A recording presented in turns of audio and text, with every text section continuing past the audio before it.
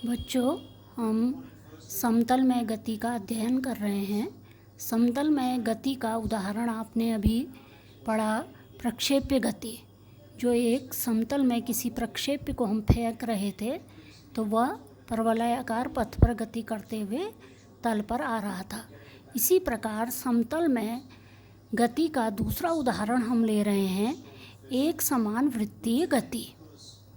वृत्तीय गति का अर्थ है कि वृत्ताकार पथ पर जब कोई वस्तु गति कर रही है, जैसे ये वृत्ताकार पथ है, इस पर कोई वस्तु गति कर रही है, लेकिन हम एक समान कह रहे हैं। एक समान का अर्थ है जब कोई वस्तु वृत्ताकार पथ पर एक समान चाल से गति करती है तो उस गति को हम कहते हैं एक समान गति, एक समान वृत्तीय गति।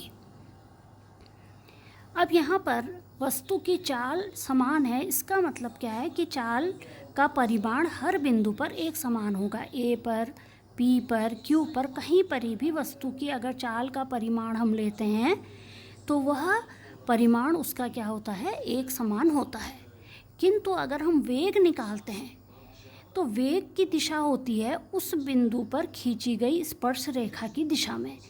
ए बिंदु पर हमने यह स्पर्श रेखा खींची है, यह ए बिंदु पर वेग की दिशा को प्रदर्शित कर रही है। फिर पी बिंदु पर हम वेग ले रहे हैं तो पी पर हमने स्पर्श रेखा खींची तो वो पी बिंदु पर वेग की दिशा प्रदर्शित कर रही। इसी प्रकार क्यू बिंदु या अन्य बिंदु अगर हम ले रहे हैं तो हर बिंदु पर वेग की दिशा निरंतर जो है बदलती जा रही है।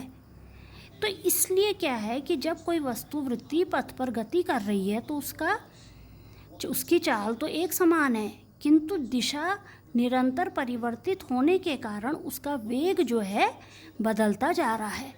इसलिए वेग एक समान नहीं होगा। वेग का परिमाण तो समान होगा, लेकिन हर बिंदु पर वेग की दिशा बदलती जाएगी। इसलिए एक समान वृत्तीय गति में वस्तु की चाल तो एक समान होगी, किंतु वेग जो है हर बिंदु पर बदलता जाएगा। तो एक चीज़ आपको ये ध्यान में रखनी है।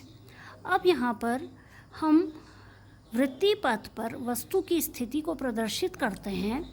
जैसे यदि कोई वस्तु ए से गति प्रारंभ करती है और टी समय पश्चात वह पी पर पहुँच जाती है, तो हम ओ से पी तक ये रेखा खींच रहे हैं, तो ये ओ पी जो वेक्टर है ये कहलाता है त्रिज्य वेक्टर।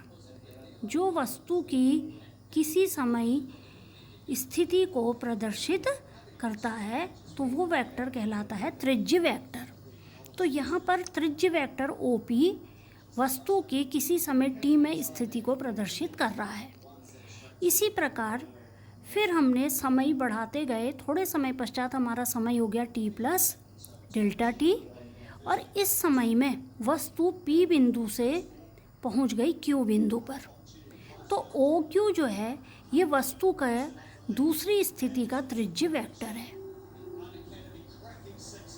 O Q. तो ओ पी टी समय में त्रिज्य वेक्टर हो गया और ओ क्यू हो गया टी प्लस डेल्टा टी समय में त्रिज्य वेक्टर। तो जब वस्तु पी से क्यू तक गई तो इसका विस्थापन जो हुआ, तो यहाँ पर हमारे दो वेक्टर हो गए, एक ओ पी एक ओ क्यू, और इनके बीच का जो अंतर है ये तीसरा वेक्टर पी क्यू। तीसरा वेक्टर जो पी क्यू है ये इनके विस्थापन वेक्टर को प्रदर्शित कर रहा है। पी क्यू जो कहलाएगा वो इसका कहलाएगा विस्थापन वेक्टर। तो यहाँ पर अगर हम इसका डेल्टा टी समय में विस्थापन लेते हैं तो वस्तु का डेल्टा टी समय में विस्थापन हो गया पी से लेकर क्यू तक, जिसे हम दिखा रहे हैं डेल्टा एस से। तो इसे हम कह देते हैं रेखीय विस्थापन।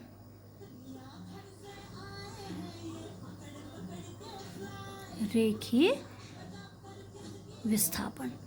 तो कितने समय में, डेल्टा टी समय में रेखीय विस्थापन हो गया आपका डेल्टा एस, जो वेक्टर पी क्यू के द्वारा प्रदर्शित किया जा रहा है। इसी प्रकार यहाँ पर हम देख रहे हैं कि जब वस्तु पी पर है तो उस समय आप देख रहे हैं कि यह क्षैतिज से आपके थीटा कोण पर है, ये वेक्टर की दिशा है थीटा पर, और जब ये वस्तु क्यू पर पहुंच गई तो अब यहाँ पर वेक्टर ओ क्यू जो है यह क्षैतिज से थीटा प्लस डेल्टा थीटा कोण पर है। तो अगर हम इसका डेल्टा टी समय में कोणीय विस्थापन लेते हैं, डेल्टा टी समय में कोणीय विस्थापन,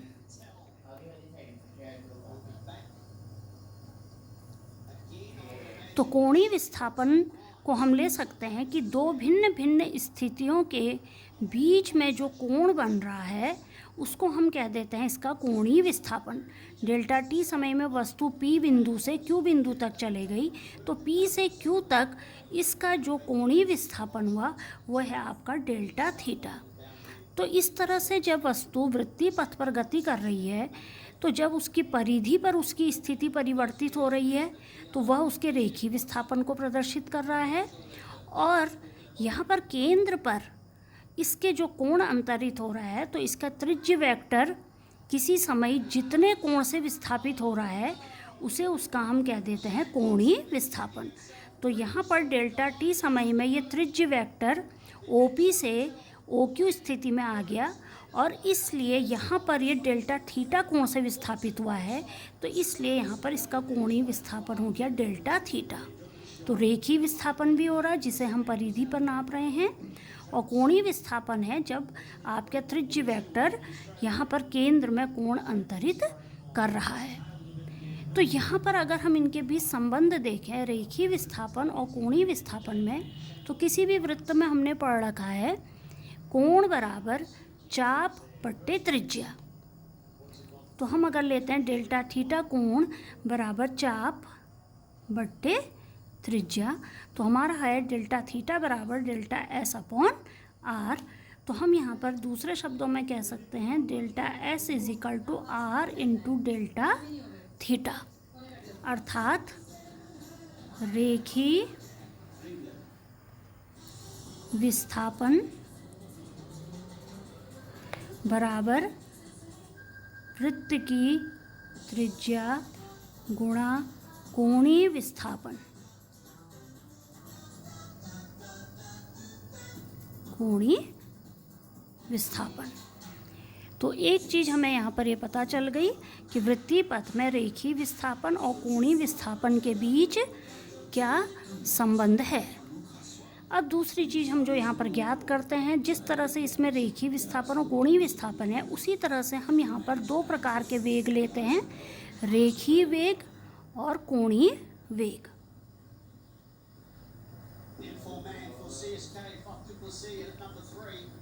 रेखीय वेग, अब आपने पिछले चैप्टर में पढ़ा था जब कोई वस्तु किसी सरल रेखा में गति करती है तो समय के साथ उसका विस्थापन भी परिवर्तित होता जाता है।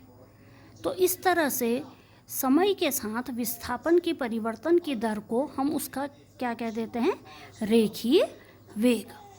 तो यहाँ पर हम देख रहे हैं कि डेल्टा टी समय में वस्तु पी से क्यू तक विस्थापित हुई और इसका विस्थापन है डेल्टा एस। तो यहाँ पर हम औसत वेग अगर ले लेते हैं तो औसत वेग बराबर delta S upon delta T. तो यहाँ पर औसत वेग हमने ले लिया delta S upon delta T, और अगर हम तात्कालिक वेग लेते हैं तो इसके लिए हम लेते हैं कि डेल्टा टी बहुत छोटा होना चाहिए, डेल्टा टी टेंड्स टू 0। तो हमारा यहाँ पर टी समय में तात्कालिक वेग निकल जाएगा, टी समय में तात्कालिक वेग delta S upon delta T tends to 0 is equal to D S upon D T, और इसे हम कह देते हैं तात्कालिक वेग v बराबर D S upon D T. इसी तरह से दूसरा वेग हम ले लेते हैं कोणीय वेग, इसको ओमेगा के चिन्ह से प्रदर्शित किया जाता है।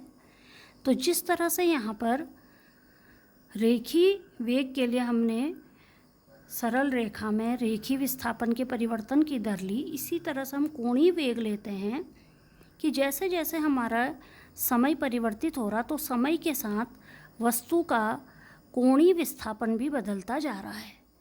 तो इस स्थिति में हम देख रहे हैं कि डेल्टा टी समय में इसका कोणीय विस्थापन है डेल्टा थीटा।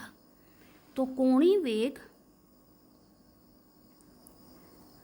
औसत कोणीय वेग, तो कोणीय विस्थापन की परिवर्तन की दर हम ले रहे हैं समय के साथ कोणीय विस्थापन के परिवर्तन की दर, कोणीय वेग delta theta upon delta T. और यहाँ भी अगर हम टी समय में तात्कालिक कोणीय वेग लेंगे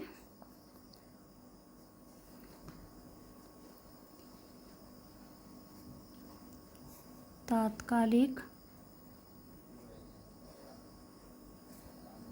कोणीय वेग, तो delta T tends to zero, delta T tends to zero, delta theta upon delta T is equal to D theta upon D T. चिन्ह हमने इसके लिए ओमेगा लिया हुआ है। तो ये ओमेगा टी समय में कोणीय वेग को प्रदर्शित कर रहा है। तो यह कोणीय वेग हमारा तात्कालिक कोणीय वेग D theta upon D T.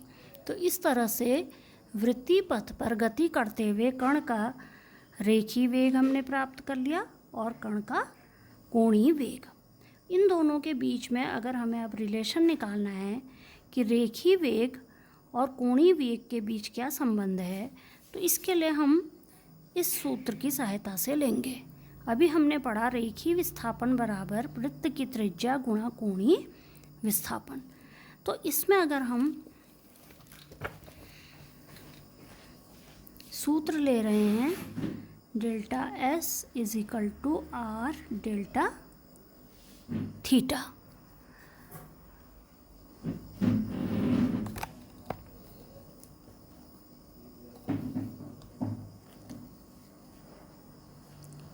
Delta T से डिवाइड कर देंगे दोनों ओर।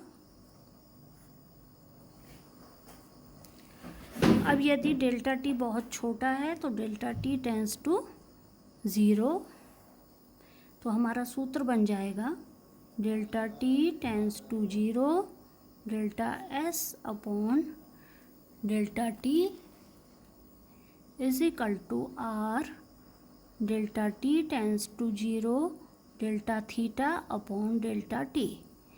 और यहाँ के सूत्र से हम देख लेते हैं कि यह प्रदर्शित कर रहा टी समय में रेखीय वेग को और दूसरा ये प्रदर्शित कर रहा है टी समय में तात्कालिक कोणीय वेग को। तो इनके स्थान पर हम लिख सकते हैं तात्कालिक रेखीय वेग और आर इंटू तात्कालिक कोणीय वेग।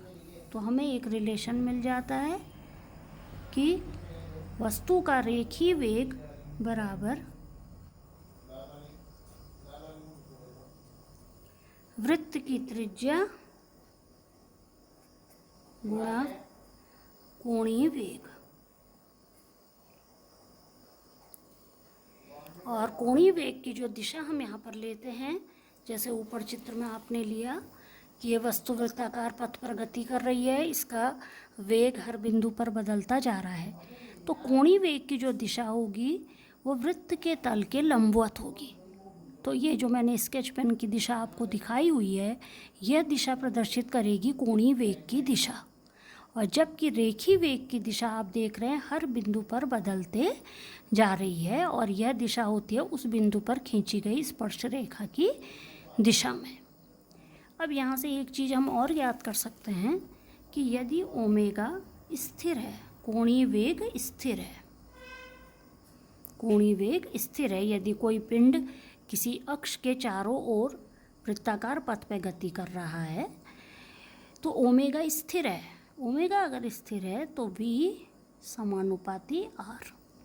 तो कहने का अर्थ क्या है कि अगर ये हमारा कोई अक्ष है और इस अक्ष के चारों ओर वस्तु जो है वृत्ताकार पथ पर गति कर रही है। तो सारे बिंदु इसके चारों ओर ओमेगा कोणीय वेग से गति करेंगे, किंतु रेखीय वेग हर कण का अलग अलग होगा। जो कण अक्ष के नज़दीक स्थित है, तो जिसके लिए r दूरी कम है, तो उसके लिए रेखीय वेग भी कम होगा, और जो कण अक्ष से अधिक दूरी पर होगा उसके लिए r अधिक होगा, तो उसका रेखीय वेग भी अधिक होगा।